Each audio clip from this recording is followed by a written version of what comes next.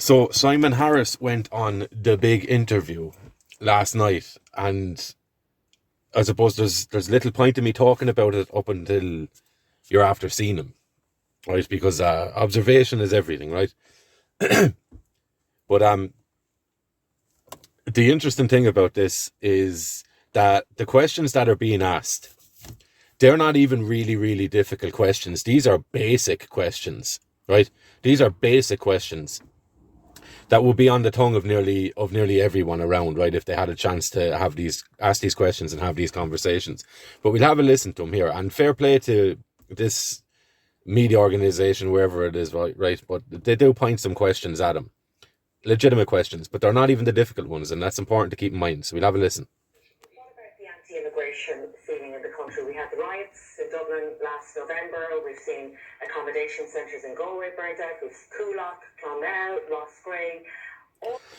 One little thing there, so it's sneaky there. So we've seen accommodation centres burnt out, and then she links 3 or 4 other places where that didn't happen, right? So it's important to understand the little nuances and how people are speaking. Don't know if it was intentional, but it gives the impression that places have been burnt out across the country when that's just not the case. If this happened, on Fine Gael's watch, you have a Fine Gael Justice Minister, the party that's all supposed to be about law and order, and this lack of communication, this vacuum that was allowed fester, has created a huge amount of anti-immigration feeling. So you thought this was a Fine Gael overall majority government, just to be clear, responsibility. It's been half for 14 years, to be fair. But also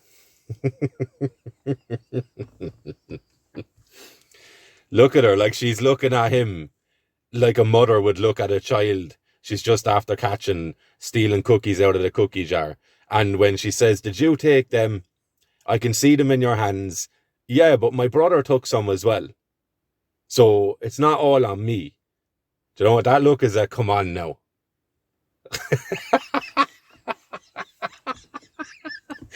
This is bizarre, right? But this is the quality of the politicians that are there, right? Number one, they're used to being given preferential treatment, propaganda style interviews where they get to speak about how great they're doing, and they get to get positive feedback from the interviewees, right? Or the interviewer, sorry. And the first instance where they get asked a basic question, right? So, under your watch, X, Y, and Z has happened. How do you propose to make sure that X, Y, and Z are resolved? And his response, "But sure, other people were doing it. Don't just blame me." Scandalous. Get out. Get your bags and go home, boy. As a leader, you accept responsibility for people that are under you, even when they make the mistakes, right? You do your best to rectify it, but you certainly don't throw people under the bus that are beneath you, right? So, ridiculous. But we'll go back and have a little listen, right? Fester has created a huge amount of anti-immigration feeling. So you thought this was a Fine Gael overall majority government, just to be clear, responsibility. It's been half for 14 years, to be fair. But also, to be fair, it's a three-way coalition government, and I'm sure you're going to acknowledge that there's other parties, including holding key briefs as well. Yeah. My party has a very clear view in relation to all of these issues. I can differentiate between the far right. I have no truck for the far right. Can't stand them, oppose them every day. People who do despicable acts, attack our Gardaí, burn down. But it happened on your watch. No, It happened on your can I watch. say the next bit though, because the next bit is important. Not everybody who raises a concern about Blah, blah, blah. Right, so what about the Gardaí attacking people? He's no truck with that. Or he has a truck with that, right? He's in support of that, obviously. Or he just doesn't know, right? He's just oblivious to all of this. And he's literally the fall guy. He's been put in there. His arrogance has allowed him to step into a position that he has absolutely no business and no ability to steer. And as soon as because he's implicitly agreeing with what the interviewer is saying, that there's a massive issue in this country after growing and maturing under his watch, under his party's watch. He didn't dispute that. He recognized that. And instead of saying, yeah, you know what, look, we've made some mistakes, whatever, and we probably haven't been doing our due diligence and listening to the people of the country. We've not been representing them well. We have forced things on them that has caused a backlash against it. And I'm not the person to rectify that, because I believe that what we've been doing so far is legitimate and justified. So I would step back from that, because I'm clearly in a situation of antagonism with the regular Irish person who doesn't want this. He recognises that there's an issue. And his response to that is, number one, sure, we'll blame everyone. We blame the other parties. And number two, we'll blame the people themselves.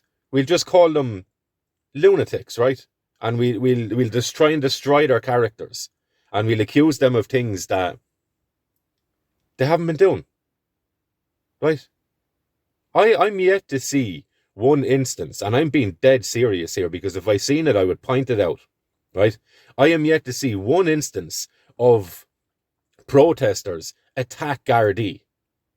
I have seen Gardaí attack people. I've seen people attempt to fight back against Gardaí, but I would not call that an attack. You can defend yourself. And if he's interested in calling any sort of defence against Gardaí onslaught, right? So Gardaí initiating physical aggression towards people, if he's willing to call that attack, then off you go. But that's incorrect, right? I'm yet to see people attack Gardaí first and not react to what the Gardaí have been doing to them, right? And again, look, I'm okay with being proven wrong on that, but I have not seen that so far. So what he's saying there is disingenuous, right? And the thing. Look, anyway, regardless of what he says, or I suppose anything he says after attempting to pass the buck onto people who he supported constantly. He never once pointed at any of this out in the last few years, saying, Fianna Fáil, what are you doing? Green Party, we can't be doing that. He never once has he said that. So anything after him trying to pass the buck is just nonsense. Automatically, look, this tells you how he sees things. He's in self-preservation mode. He will say and do anything to assure that he continues in power, right? And his party continues. Up until the point of, again, passing the buck on to others. Trying to dilute his own responsibility of the very position he's in, right? So this fella's a fool. Out and out fool.